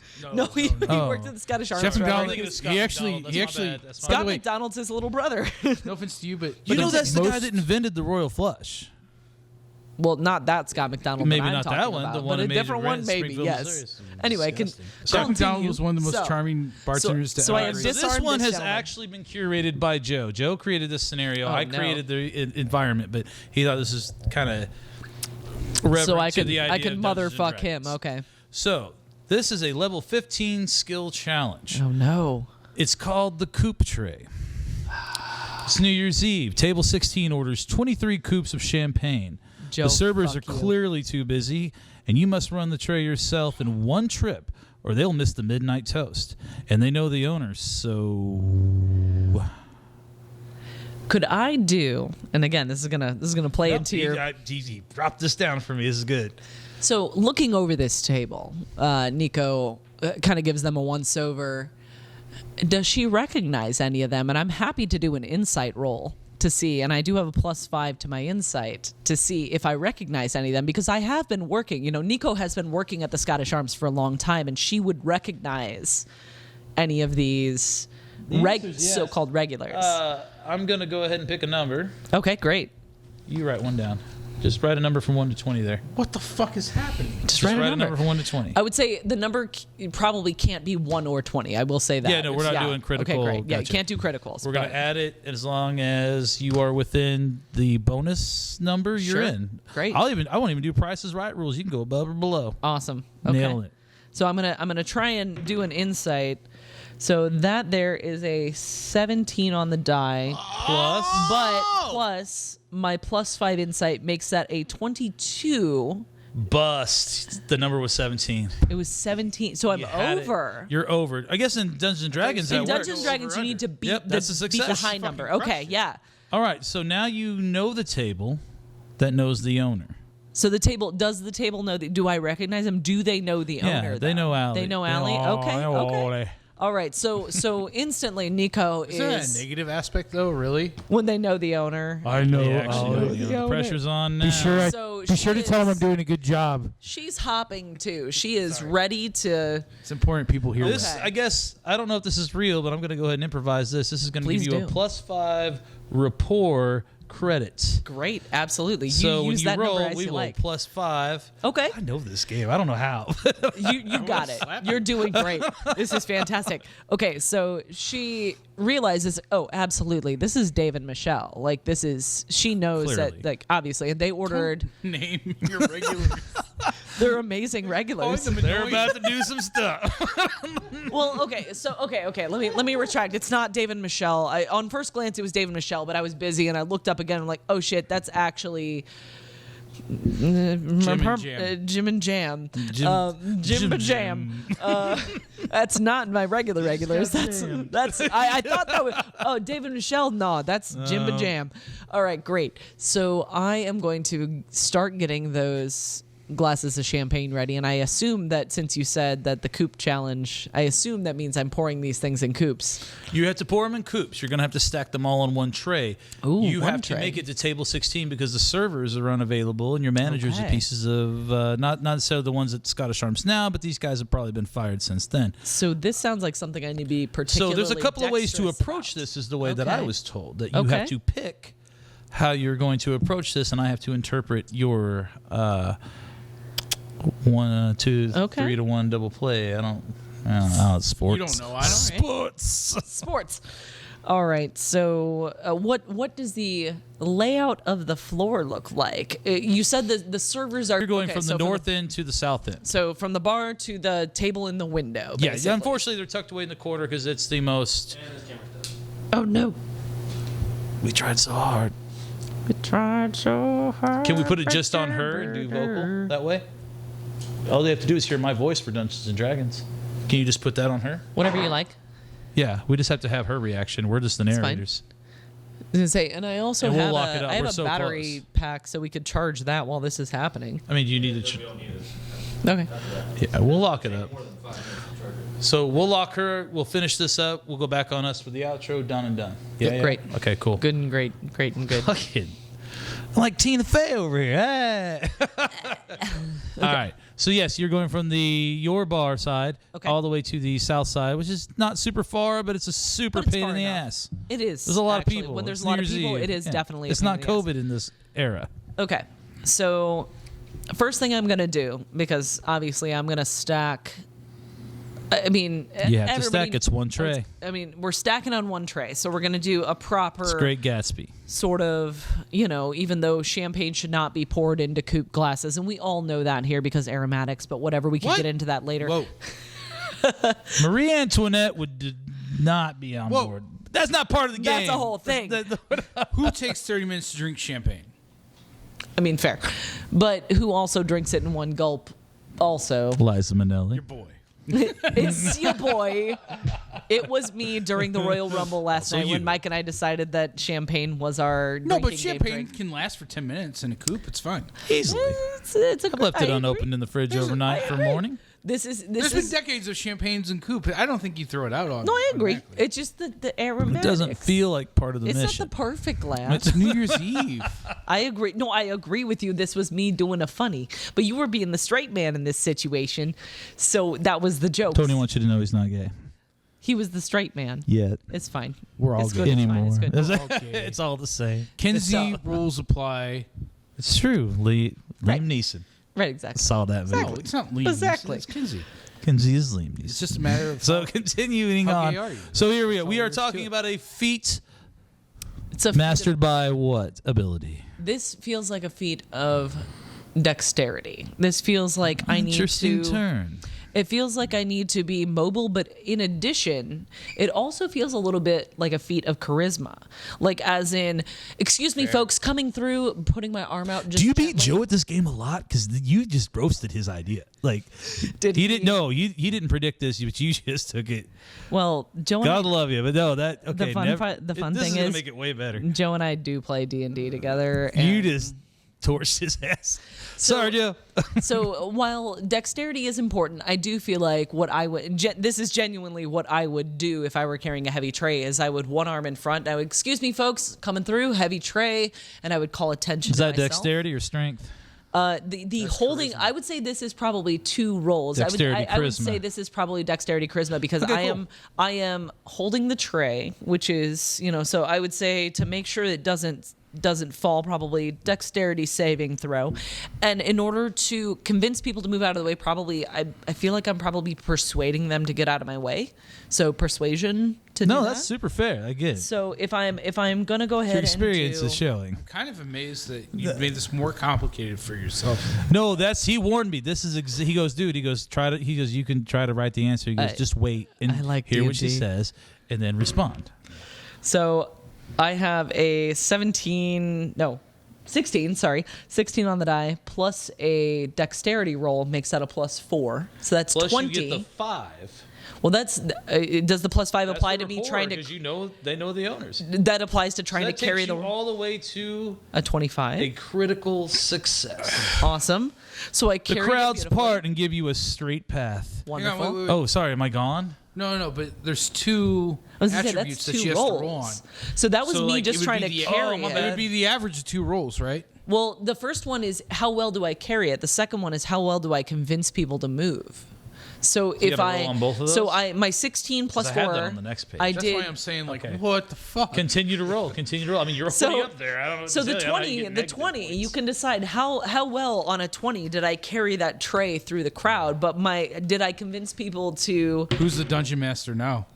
right? So that's a now this is a 10 on the die, but let me Such a tell you what my has-been. skill is.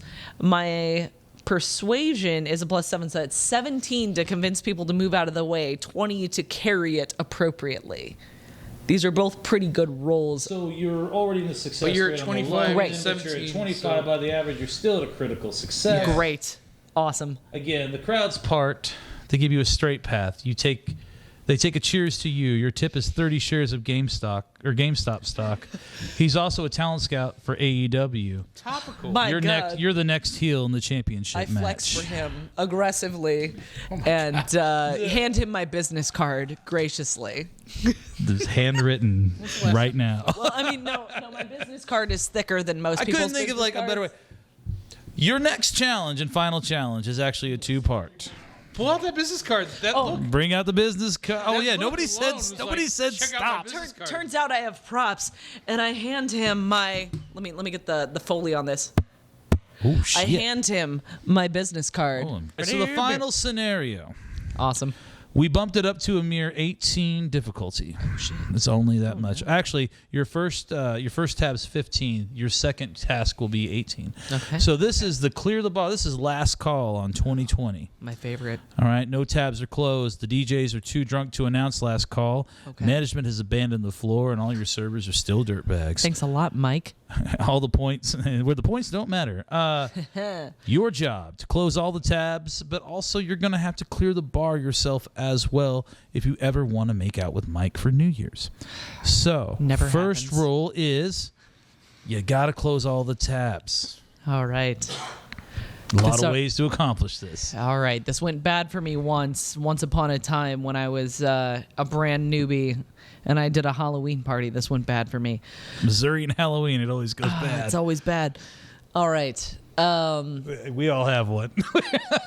No, I was just gonna. Oh, nope. I also have that on my phone. My quote's correct, by the way. Oh, it is. What is the quote? Just to... Yeah. Tell me the quote. No, I like music. They're just Huey's too black sounding for me. Patrick Bateman. That's the one. I don't see how that's not the best quote in the movie, period. That is the best quote in the This is movie. too black for me. That's terrible. You didn't say it like that. I did. All right. There's a lot of spice in those biscuits. No, this mayonnaise is too hot. White people. Sorry. Well, we are white people.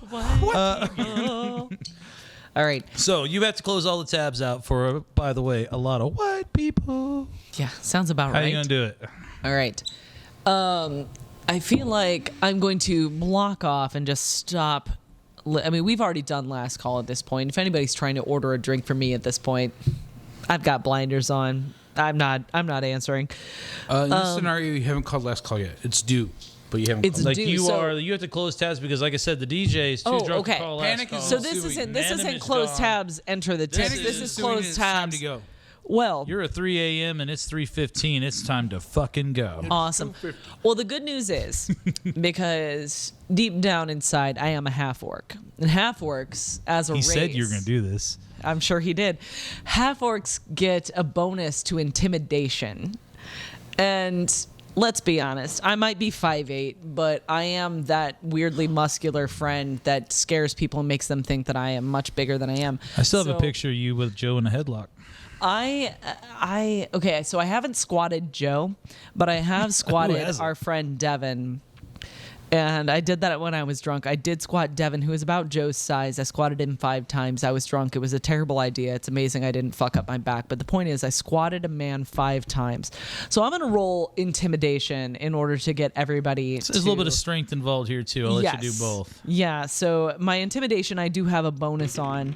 And that right there is a 14 on the dice, but I have a +5, making that a full 19 to intimidation. Hey, guys. I don't care what's going on. It is New Year's Eve, I understand, but I also am a person and I would love to fucking go home. You need to close out. You've rolled a success. Tabs are paid. Tip average is 25%, and you can now have Mondays off according to your drunk GM. Mike, I don't want Mondays off. Monday is my night. Listen, don't now fucking they're say off. it's I'm Monday. sorry. No, I Mike, don't- what he's the wasted. fuck? Mike, what the fuck? Mike, do I have to call you He's a just goddamn drunk. Uber? Mike, Tomorrow you can tell him it was Tuesdays. Mike, Joe Conroy, Joby, you are on Mike duty. Make sure he doesn't go upstairs. This might be a live reenactment of 2 years ago. This is genuinely a live reenactment. Mostly a success. But don't worry, part 2 is coming up, and Tony helped write this, so depending on what outcome comes out, you will get a different narrator. Awesome. Now the tabs are paid, the money's in the bank, but yet there's still one goddamn chore to do, and that's going to be to clear the fucking bar. You got to get them out. They got to be right. outside. I don't care that they're waiting on their friend in the bathroom. You got to clear the bar. What's it going to be? All right. I feel like if I'm clearing the bar at this point, I feel like if I'm really, really trying to make them go, and it's New Year's Eve, That's right? a charisma thing, right? I was gonna say this is according a to the charisma. gameplay. There's a few. Again, you've used intimidation before. He thought you would use your orc intimidation on this part, but No, he did. my last he one did. was He said intimidation. that you had a blend character that you were going to utilize. I was like, this guy's amazing. Like I have to tell He him knew. next He time just that knows me. He and I have played although together. He wouldn't have won against you. He did kind of have you pegged. The good news is there is no real winning in TNT, it's but all Joe does hilariously know awesome. me for D&D, and He spends most of his shift here in that black notebook. So that is true. That is true. So I feel like, you know what? I'm just gonna. You know what? Fuck you, Joe Conroy. I'm gonna Yeah, swerve fuck you you, right Joe now. Conroy. It's still gonna be charisma, but we're gonna swerve right here, right now. And I'm gonna go ahead and make a performance roll. I'm By the going way, to. This is a skill 18 match. Okay. Match or above. All right. What the fuck is going on? We're rolling Dun, dice. dun, We're dun, making dun, shit dun, happen. dun, dun, dun. All right. So I am going to, This. because it's not like I Did you ever haven't know done The this Weeknd before. Did you ever notice The Weeknd sounds like Game of Thrones? My roommate only listens to The Weeknd on like 6-track segments, so yeah, I'm aware of The There's some real Weeknd. me when I'm fucked up. It's just cocaine. It's just cocaine and Game of Thrones. Exactly. I'm the No. weekend. I'm the weekend. I'm the weekend. I've told you this before, and you're When like, I'm yeah, but fucked The up, Hills I'm is the awesome.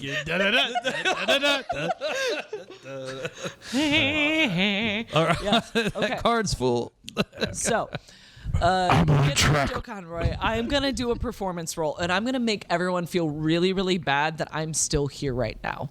I just want them. Like they're still stuck. It's, we've done last call. It's now 1:40, and they're still here, and I'm just gonna guys. I have been here all day, and I helped set up right now, and I really need you guys to get out of here. That's called manipulation. And this is a performance. I don't even care.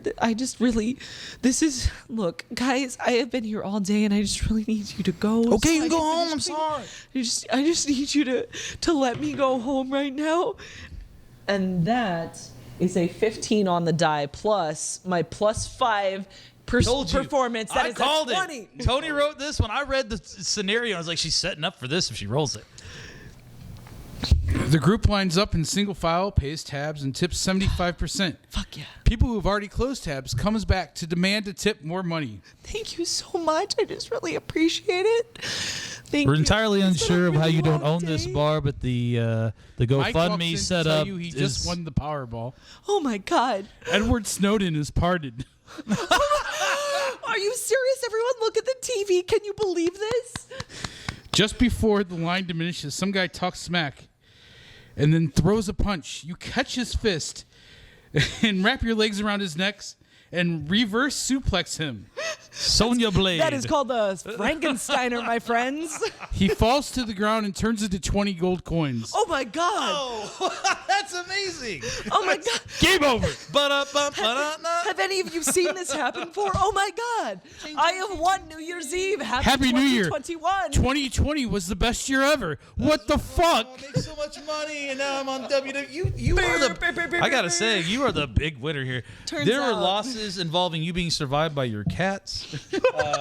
There was a $20 gift certificate to a Ferris wheel involved. Okay, real and talk. you missed all of this. Tell me what happens if I ended up with a nat 1 when I tried to convince everyone to leave. You tried to convince know. everyone to leave, and you ended up with a 1. Yes, if I did it, very, very bad. Oh, you threw it. Yeah. I just happened to roll critical really, fail really on well. that one? I was so. The critical fail would have been the crowd goes full mob and overtake your bar. They hand out all the Tito's, and you're survived by 2 cats, Piper and Booker. Oh, my sweet And that was babies. the one. He They goes- would do Joe, that. Joe told us to Ask explain, you, yeah, Booker. the full name of Booker. Oh, Booker. Booker's full name is King Booker T. No. Because when I first got him as a baby, he wouldn't stop chasing his tail, and Mike and I couldn't figure out what to name these 2 baby kittens that we had just adopted, and all of a sudden we had just come back from a baseball game with Kian and Jenny, when they were still together. You mean like Taco Circus, Jenny? Yes, Jenny Kreider. Calamity Jen? I Yes. have stuff. This is another Hundo podcast. I P. got stuff. And we're walking. We should have her on. You don't You even want absolutely should. Um, We're yeah. walking, and all of a sudden, I stopped Mike, and I was like, "Mike, I know what we should name Booker. What? Booker T, because he chases his tail like a spinneroonie. So his Because name is Booker Tail No? No, his name is Booker T, as in the Booker wrestler. King Booker T. Like Booker T was first of all the most decorated wrestler in all of. I want to say WCW. He is the most decorated black Yeah. wrestler, full stop. Like, he is 100%. He's a fucking badass. And he's amazing. So I named him Booker T because he kept chasing thing his I get. tail, which reminded me of Booker T's spinneroonies that he would do, balls. which was badass. But then, why would you not name somebody Booker No? Creek, yeah. So his name is Booker T No, because anytime Booker as a cat did something I didn't like, I'd be like, Booker No. Oh, I'm thinking of Sorry, my bad. So every time he did a bad bad thing, I would yell at him, and it would make me think of Booker No, the famous bourbon distiller. And so King Booker T. No is Booker's full name. Piper is not quite as funny. Her full name, well, no, her full name is pretty funny. I actually got both the cats the week that Rowdy Roddy Piper died. So Piper's name, because she wouldn't shut up, she's the loud cat, and she won't stop talking. She is Domaniac because she's insane. Her full name is Meowdy Roddy Piper. Yeah. So I have Booker T. No and Meowdy Roddy Piper, and I love them both dearly, and my cats are great. And try to fight you over that joke. She will win. She will win. She's a small lady, but she's a very angry person. I'm frightened. I'm just frightened usually. I believe that wholeheartedly. Everyone I know who knows her is scared of her. It's great. I would be terrified. Yeah. I mean, I'm scared of her. Clearly. Reasonable. Anyway, so I was like, Albert, you want to work out? And he's like, yeah. That's not how he says it. He just goes, yeah. Like a 3-year-old just having nonchalant conversation. Yeah, you heard Pops. I choose to believe, yeah. It's just us dudes. But anyway, so like, I just chest pressed him. And is that when you do a push-up on his chest? No. Oh. No, it's just like chest press. Like Tiny baby chest. Oh, like the other with way. 30 It's the pound other way. weights, but I have a kid instead. Literal So I lay baby. back. My chest house, we press. call those Tom weights.